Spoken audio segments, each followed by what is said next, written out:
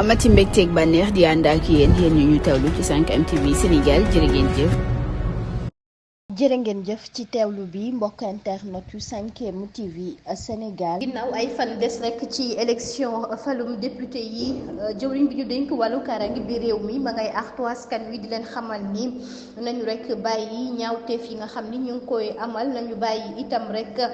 fitna bi nga xam ni mi ngi am ci campagne bi loolee mu ni ñaawlu na ko bu baax a baax tax na moom jëwriñ bi la mu xamle mooy di artu waaye itam rek di yëglu nag ni dañu rek daal di topp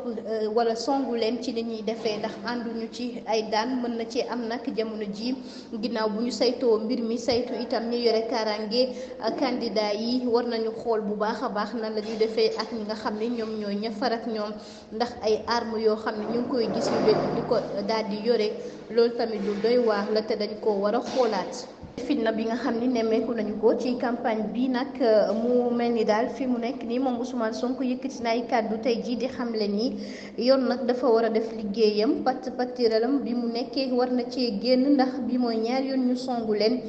te nag état bi waxuñu ci dara rawatina jëwriñ bi ñu dénk wàllu yoon moom Ousmane Sonko loolee ñaawlu na ko mu ni kàddu yëpp ba mu ko yëkkati nag da ko yëkkati nag ndax moom mooy njiitu parti bi waaye njëkkatiwu ko ci ni mu nekkee rek élimoonu jëwriñ ñi moo tax kon mu koy daal di rek ñaawlu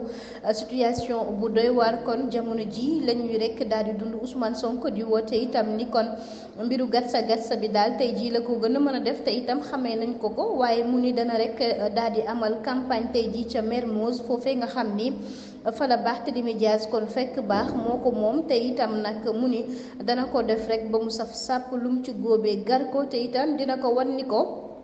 moom nag moomul Mermoz te ca buntu këram mu ni lay amalee campagne bi moom Ousmane Sonko moo yëkkati kàddu yooyu te nee na kon Barthélémy Dias dootul amala ci campagne fii ci Sénégal.